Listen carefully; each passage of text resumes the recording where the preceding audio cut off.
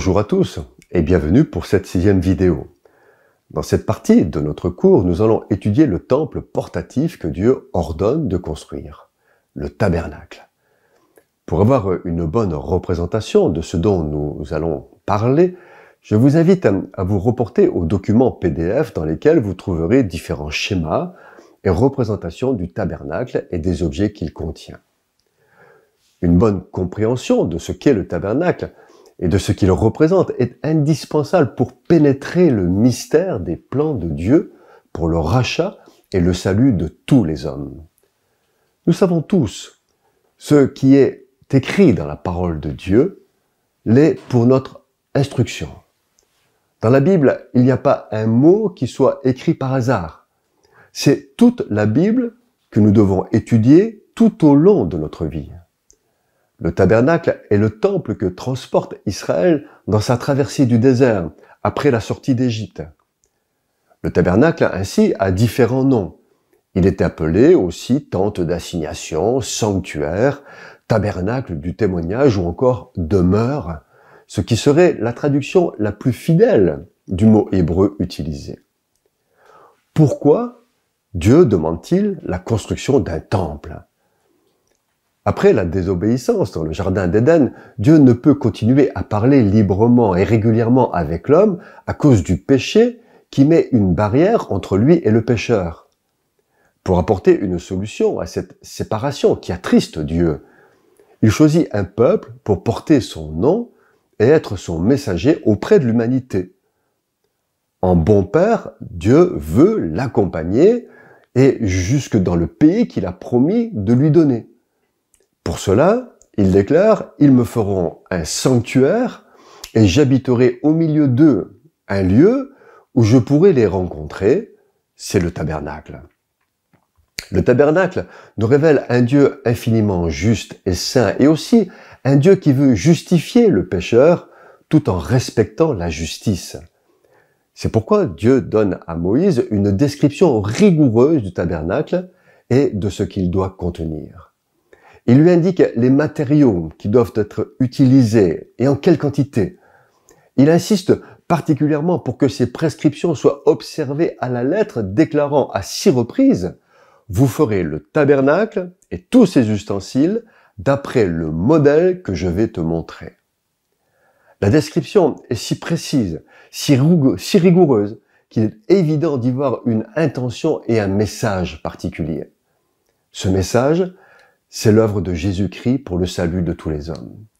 D'ailleurs, Jésus-Christ lui-même déclare que le tabernacle est une préfiguration de ce qu'il accomplit. Il dit « Les Écritures rendent témoignage de moi, ce que Moïse a écrit me concerne, et commençant par Moïse et par tous les prophètes, il explique dans toutes les Écritures ce qui le concerne. Puis il ajoute « Il fallait que s'accomplisse tout ce qui est écrit de moi dans la loi de Moïse, dans les prophètes et dans les psaumes. » Les apôtres affirment que tout ce qui a été écrit d'avance était l'ombre des choses à venir. Elles ont été écrites pour notre instruction. Donc, dans l'étude du tabernacle, nous devons nous attendre à trouver Christ et son Église, mais aussi des enseignements au sujet de la vie de foi des disciples du Seigneur. De fait, le tabernacle peut être comparé au message de l'évangile de Jean qui déclare que la parole a été faite chair et qu'elle a habité parmi nous, pleine de grâce et de vérité. Le mot habiter en grec est aussi traduit par tabernacler. Avant d'aller plus loin, il faut rappeler quelques principes fondamentaux de la loi et de la justice de l'Éternel. Premièrement, tous les hommes sont privés de la présence de Dieu à cause du péché. La justice de Dieu les condamne, car le salaire du péché, c'est la mort. Mais Dieu est parfaitement juste, le mal ne peut dominer le bien. L'homme qui le désire doit pouvoir être racheté de son péché. D'autre part, presque tout, d'après la loi, est purifié avec du sang, et sans effusion de sang, il n'y a pas de pardon. Il est donc nécessaire que l'homme puisse invoquer le pardon de Dieu au travers d'une victime qui a payé pour lui le prix du rachat de ses péchés. C'est à cause de son amour et sa miséricorde que Dieu agit ainsi à l'égard du pécheur. Autre élément à rappeler, c'est que le sang des taureaux et des agneaux ne peut amener à la perfection. Même le sacrificateur doit présenter pour lui-même chaque jour des sacrifices. Il est donc indispensable pour être racheté d'avoir un médiateur plus excellent qui soit saint et parfait. Seul Jésus, le Fils de Dieu, vrai homme et vrai Dieu, peut remplir le rôle de médiateur et accomplir le sacrifice parfait. Les sacrifices de la loi n'étaient qu'une étape transitoire pour conduire à Jésus. Nous allons maintenant étudier en détail ce temple du désert en considérant d'abord l'interprétation symbolique des différents matériaux qui sont cités dans la Bible. Dans toute la parole de Dieu, l'or représente la divinité et la gloire. Tous les objets et le tabernacle lui-même sont couverts d'or. Tout cet or est invisible de l'extérieur. De même, la gloire présente de Christ est inconnue du monde et révélée seulement aux siens, à ceux qui sont à l'intérieur. Ensuite, l'argent. Tout le tabernacle repose sur des bases d'argent et des fils d'argent sont employés. L'argent, dans l'Écriture, représente la rédemption, le rachat. L'Église, comme le tabernacle, est fondée sur l'œuvre de rédemption. Un autre métal très employé est l'airain. C'est un alliage de cuivre pouvant aussi s'appeler bronze ou laiton en fonction des proportions de cuivre utilisées. Sa couleur peut varier du rouge au bronze en passant par le jaune.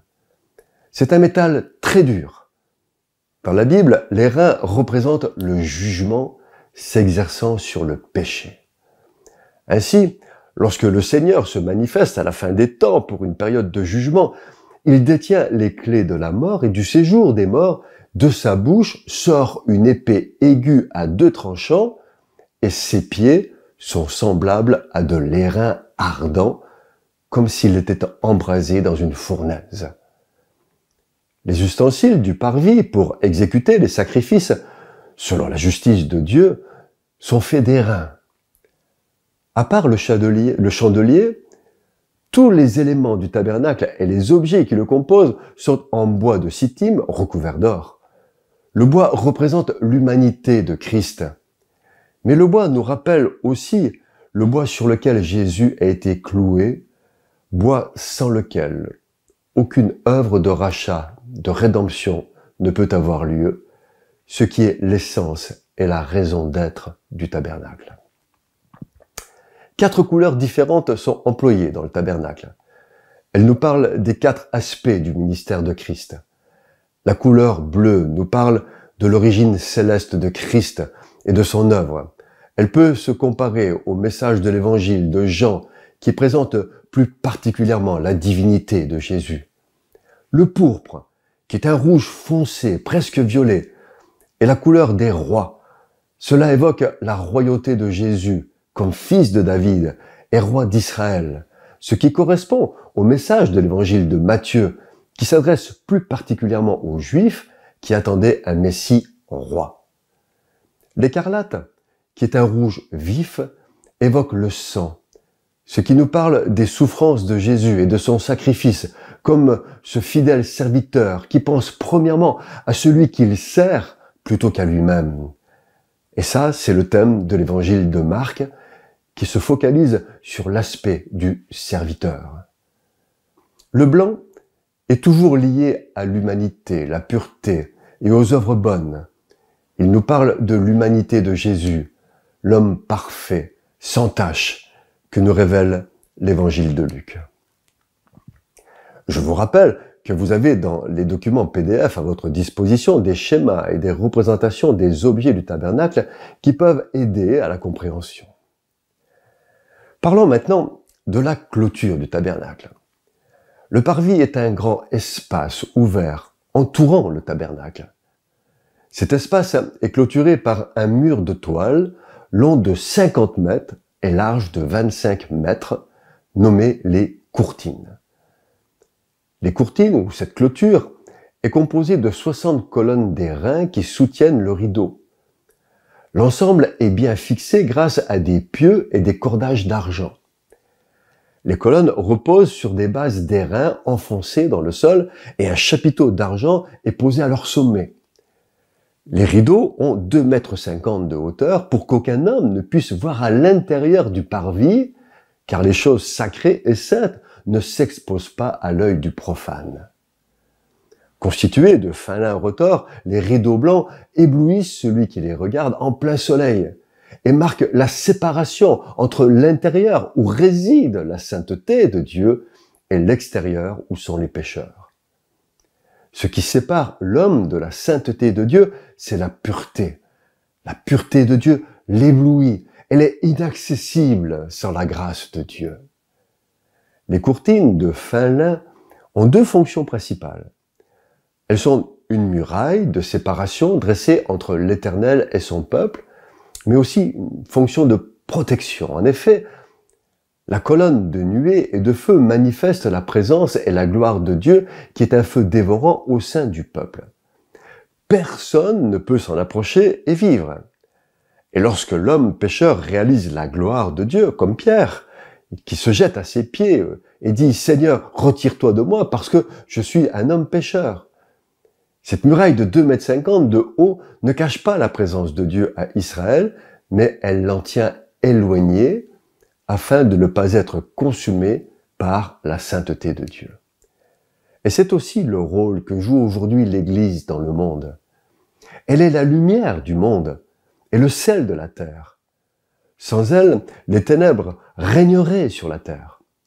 Aujourd'hui, Dieu voit le monde au travers d'un filtre, l'Église, qui lui permet d'exercer sa patience. Ce rôle de l'Église de protection et de séparation, c'est le rôle de tous ceux qui individuellement constituent l'Église. C'est le rôle du disciple de Jésus. D'autre part, Dieu dresse autour de ses enfants des courtines qui les séparent du monde et qui l'en protègent.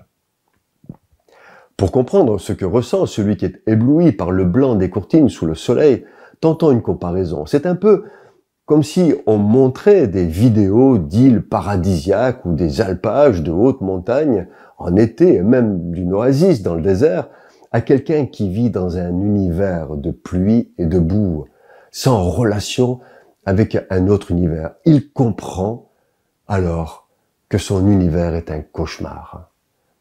C'est aussi le rôle que remplissent les courtines blanches. Devant leur blanc éclatant, non seulement l'homme se voit séparé d'avec Dieu, mais il se voit tel qu'il est.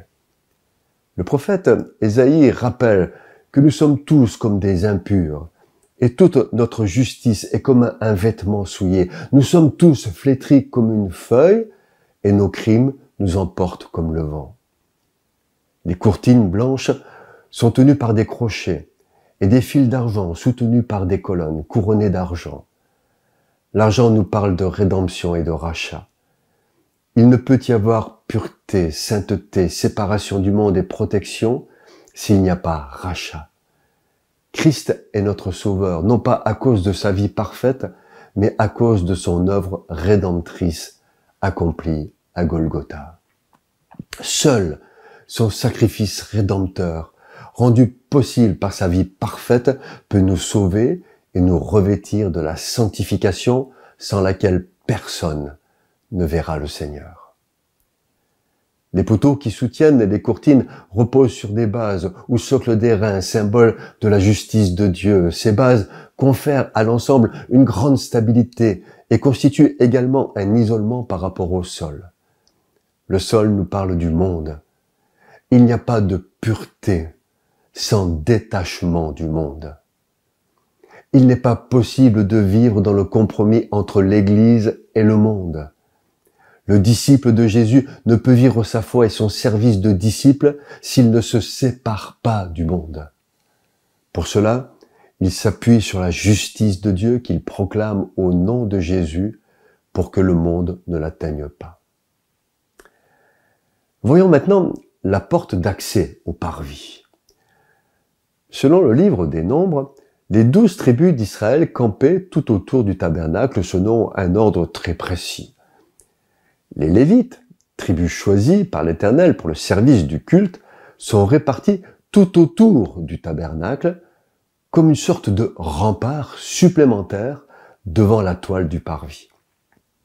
Pour accéder au parvis, Dieu a voulu qu'il n'y ait qu'une seule entrée, qui soit toujours située vers le soleil, comme pour le soleil levant, comme pour réveiller l'aurore.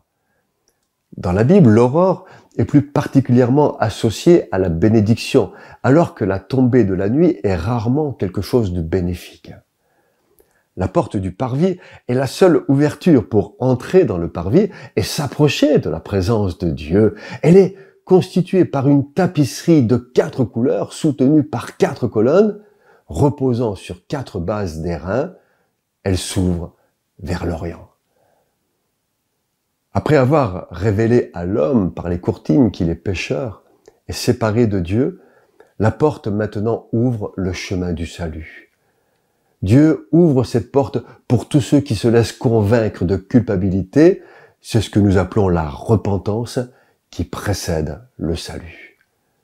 Cette porte, seul moyen d'accès à Dieu, symbolise Christ, révélé par les 4 évangiles, les 4 poteaux qui soutiennent le rideau de la porte du tabernacle. Jésus dit « Je suis la porte.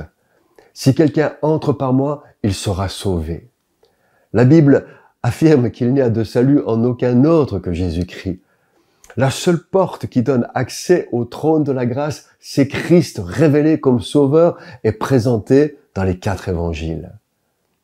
Celui dont Moïse, les prophètes et les Écritures saintes ont parlé et dont dépend tout le Nouveau Testament. Au cours des siècles, le diable tente de proposer d'autres portes. Ce sont les faux Christ et les fausses doctrines qui se sont multipliées. Aujourd'hui, à la fin des siècles, le danger est plus grand que jamais à cause de la profusion des moyens de communication et de diffusion qui propagent diaboliquement l'erreur et le mensonge. C'est dans ce capharnaüm de séduction et de confusion que le témoin de Christ doit continuer à travailler tant que c'est encore possible, en proclamant que Christ est la vie, il est la porte, et il n'y en a pas d'autre pour accéder au salut et la vie éternelle. Un dernier point, si vous le voulez bien, il n'est pas possible de sauter par-dessus les courtines pour accéder à Dieu. Pour accéder au parvis, il faut passer par une porte de toile. Cette porte nous parle de la simplicité du salut. Comme il ne faut qu'un pas pour entrer, de même il ne faut qu'une décision pour être sauvé. Cependant, rester dehors est également simple, tout comme pour être perdu. Il suffit de rester dans l'état où on se trouve, sans faire l'effort de se tourner vers Jésus et accepter de sortir de l'illusion de la zone de confort du pécheur. L'expérience du salut est individuelle. On ne peut pas entrer dans le parvis pour quelqu'un d'autre, tout comme il n'est pas possible d'accéder au salut pour une autre personne. La porte du parvis est large. L'opportunité du salut est offerte à quiconque veut être sauvé. Nul ne peut entrer dans le parvis en cachette. Dès l'aube, la porte est inondée de lumière puisqu'elle est située vers l'Orient. Le tabernacle est entouré des tentes des tribus d'Israël. Celui qui veut entrer dans le parvis s'expose à être vu par beaucoup de personnes. Il n'était donc pas question d'agir comme Nicodème qui vient voir Jésus de nuit afin de ne pas être vu. Christ est la lumière du monde, l'enfant de Dieu vit dans la lumière et lui-même est une lumière pour le monde. Voilà, c'est la fin de cette vidéo. Je vous propose de lire les chapitres 26 à 36 du livre de l'Exode afin d'être préparé au visionnage de la prochaine vidéo. Que Dieu vous bénisse dans votre lecture.